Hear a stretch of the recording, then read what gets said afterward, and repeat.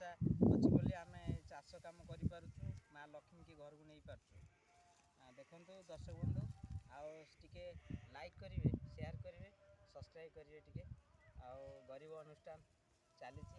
ଆଉ ଏଇ ବର୍ତ୍ତମାନ ସାଇରାମର ଭାର ବନ୍ଧା ହେଉଛି।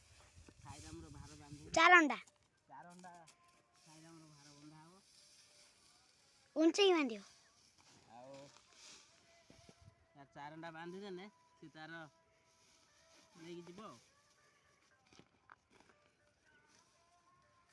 ଛୋଟିଆ ପିଲାଟେ ଆଉ ଚାରଣ୍ଡା ନେଇକି ଯାଉଛି, ଯାହା ନେଉଛି ଆଉ କ'ଣ ବାନ୍ଧିଦେବା, ଗାଈ ପକେଇଦେବା, ଦାଣ୍ଡିଆ ବାରି ନେଇ ପଳେଇବ।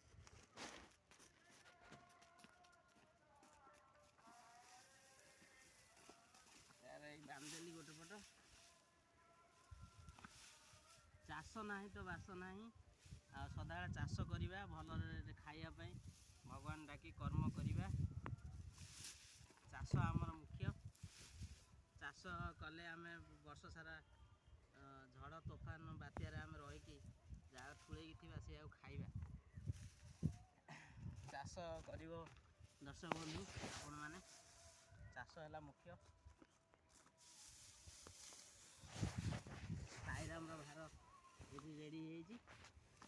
ସାଇରାମ ଏବେ କାନ୍ଧେଇକି ସେ ଆଗେ ଆଗେ ପଳେଇବ। ତାପରେ ମୁଁ ଆଉ 5ଟା ନେଇକି ସେଠି ସେ ବିଲରେ ବାନ୍ଧିକି ମୁଁ ତା ପଛରେ ଯିବି। ଏ ଭାର ବୋୟ ବୋଲି ଆଜି ରହିଲା, ସ୍କୁଲ ବି ଗଲାନି। ତା ଭାର ରେଡ଼ି ହେଇଗଲା, ସେ ଏବେ ଦାଣ୍ଡିଆ ବାରି ପଳେଇବ।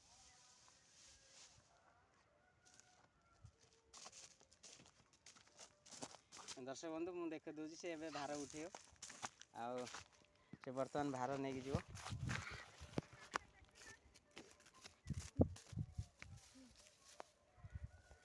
ବର୍ତ୍ତମାନ ସେ ଭାର ନେଇକି ଯାଉଛି।